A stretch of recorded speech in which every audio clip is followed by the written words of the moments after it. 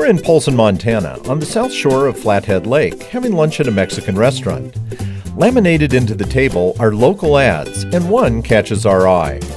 It's a short uphill bike ride from the Eagle Nest RV Park past the new Walmart to the corner of Clearview Drive and Memory Lane in the Miracle of America Museum.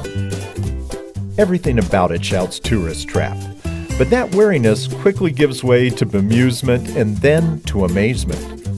It's a place where gramophones sit next to tanks, and toasters are just steps away from UFOs.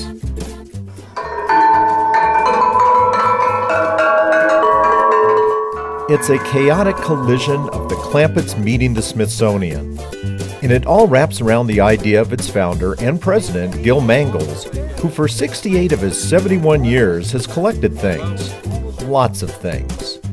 Gil Mangels has gone through life like a magnet through sand attracting iron filings. A snowbird here, a helicopter there. Everywhere you turn, there's a surprise, a smile, and some head scratching. Our friend Phil finds Gil in the middle of a compound that has 40 buildings. But I've been collecting most of my life.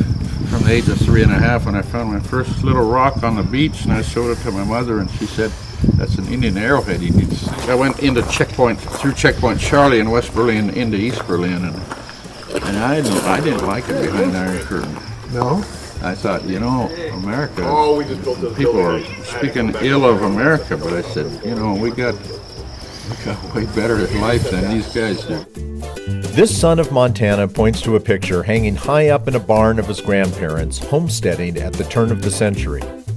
Together with his wife Joanne, they founded a museum 30 years ago when their collecting ways outgrew their home. When my wife was alive, I travel more than I do now, and we had a motto, never come home empty. Gil's a widower now, and their kids are grown and live out of state. But he's hoping that maybe one of his grandsons might be in line for taking over someday. This is a circle track racer, or they were also called dirt track racers, flat track racers. They could use them in the velodromes or hippodromes. I can't remember what they call those encirclements where they'd ride up the wall. It's a centrifugal force that would keep them up. To spend a morning with Gil Mangels is to witness a very personal miracle, where one man's love of his family, community, and country reminds all of us of the rich and special gift called America.